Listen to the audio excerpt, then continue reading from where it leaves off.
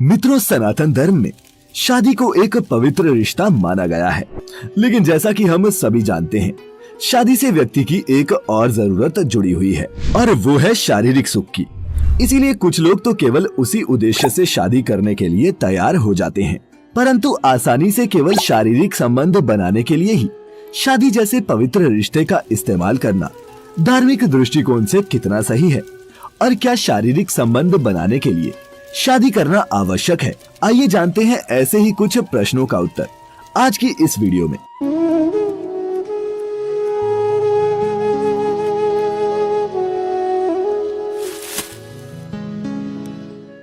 मित्रों, हमारे हिंदू धर्म शास्त्रों में बताए गए 4 वेदों में से ऋग्वेद और अथर्ववेद दोनों में ही विवाह के पश्चात केवल अपनी पत्नी से ही शारीरिक संबंध बनाए जाने को उचित माना गया है। सामाजिक नैतिकता और धर्म ग्रंथों की दृष्टि से देखें तो बिना विवाह के कामुकता करना पाप है, परंतु अगर हम अपने आसपास से नजर घुमाकर देखें तो हमें इसके कई उदाहरण देखने को मिलते हैं। वैसे इसके लिए किसी एक को दोषी ठहराना भी कहीं से ठीक नहीं है, क्योंकि ऐसा होने में पुरुष और स्त्री दोनों समान रूप से जिम्मेदार मिलते हैं।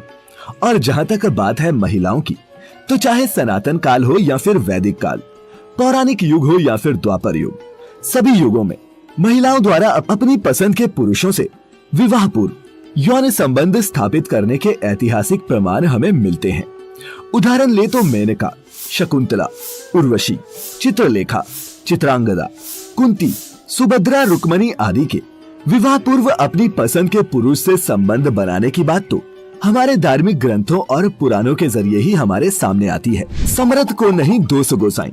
मित्रों, इस कहावत के अनुसार जो लोग तन मन और धन से ऐसा करने में समर्थ हैं, वो आज के युग में भी अवसर, एकांत और अनुराग पाते ही धर्म ग्रंथ और नैतिकता की परवाह किए बिना, विवाह किए बिना आपस में यौन संबंध कायम कर रहे हैं। लेकिन यदि प्राचीन समय के अनुसार विचार किया जाए तो ये एक तरह से गांधर्व विवाह ही कहलाता है, जिसमें युवक और युवती स्वेच्छा से प्रणय बंधन में बंध जाते हैं। प्राचीन समय में तो राक्षसी और पैशाचिक विवाह भी होता था। राक्षसी विवाह के अनुसार कन्या के अभिभावकों की स्वीकृति न होने पर भी उन लोगों के साथ मारपीट करके रोती बिलखती कन्या का बलपूर्वक हरण करके उसको अपनी पत्नी बनाने के लिए विवश किया जाता था। और पैशाचिक विवाह के अनुसार सोई हुई या फिर अर्धचेतन अवस्था में पड़ी अविवाहित कन्या को एकांत में पाकर उसके साथ बलात्कार करके उसे अपनी पत्नी बनाने के लिए विवश किया जाता था। इसके साथ ही हम सभी लोग ये जानते हैं कि आदिम युग में स्त्री को बिना विवाह के और एक से अधिक पुरुषों से संबंध बनाने की पूर्ण आजादी थी। अगर आप जानते हो तो कबीलाई युग प्रारंभ होने पर मनुष्य ने जब प्राकृतिक आपदाओं और दुश्मनों से बचने के लिए समूहों में रहना आरंभ किया, तब उसने महिलाओं को अपने अधिकार में रखने के लिए विवाह जैसे कड़े नियम बनाए। परंतु ऐसा नहीं था कि वो कामुकता के आनंद से विचलित रहे हों। वो अपने दुश्मन या फिर दूसरे कबीले की स्त्रियों को लूटकर उनसे बिना शादी किए यौन संबंध बनाते थे और उनसे मन भर जाने पर उन्हें किसी दूसरे के हाथों बेच देते थे। यही नहीं, राजा महाराजाओं के युग में भी स्त्री तमाम वैभव और ऐश्वर्य भोगने के बाद भी भोग की एक वस्तु भर बनकर रह गई थी। हालांकि ये सभी पर लागू नहीं होता, लेकिन फिर भी आपको इतिहास के पन्नों पर ऐसे बहुत से किरदार मिल जाएंगे जिनका उपयोग यौन संबंध बनाने के लिए ही किया गया था।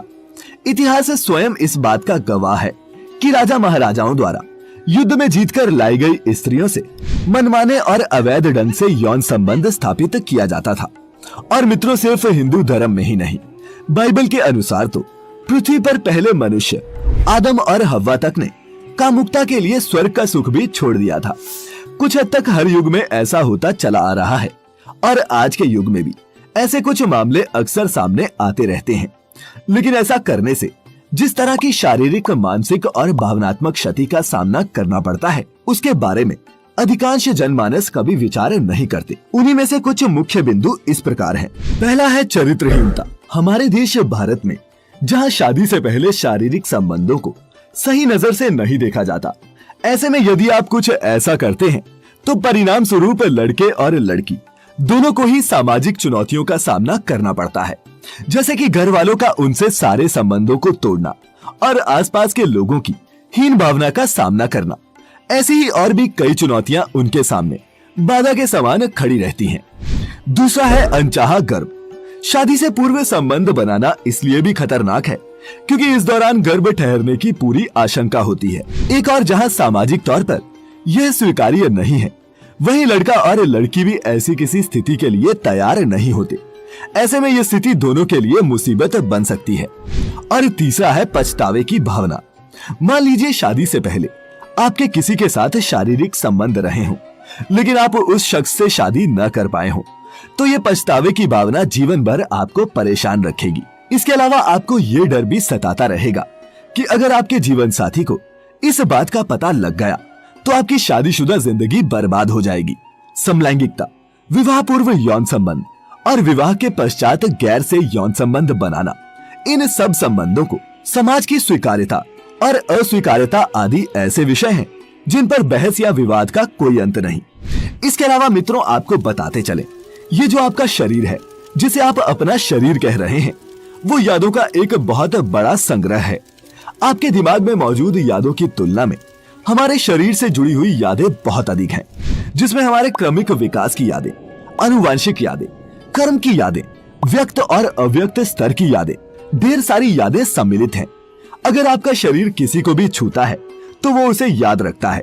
ये दिमाग की नहीं बल्कि शरीर की याददाश्त होती है, जिसे ऋणानुबंध कहते हैं। इसी प्रकार जब यौन संबंध बनते हैं जिसमें विचार, भावनाएं और शरीर तीनों सम्मिलित हों, तो आपके शरीर में जो याददाश्त रह जाती है वो एक गूढ़ याद बनकर आपके शरीर में रहती है। और ऐसी जितनी यादें आप अपने शरीर के साथ जोड़ते जाएंगे, आपके लिए शांत और खुश रहना उतना ही मुश्किल होता जाएगा। आपके जीवन में चाहे कितना कुछ भी अच्छा क्यों ना रहा हो, आप हमेशा एक उलझन में फंसे रहेंगे। इसीलिए शांत समृद्ध जीवन जीने के लिए अपने जीवन साथी के साथ ही प्रणय करने को एक खुशहाल जीवन की कुंजी बताया गया है। तो मित्रों, कुछ भी सही या गलत नहीं है, सब निर्भर करता है आपके चुनाव पर कि आखिर आप चाहते क्या हैं। हम तो उम्मीद ही कर सकते हैं कि आपको हमारी आज की ये वीडियो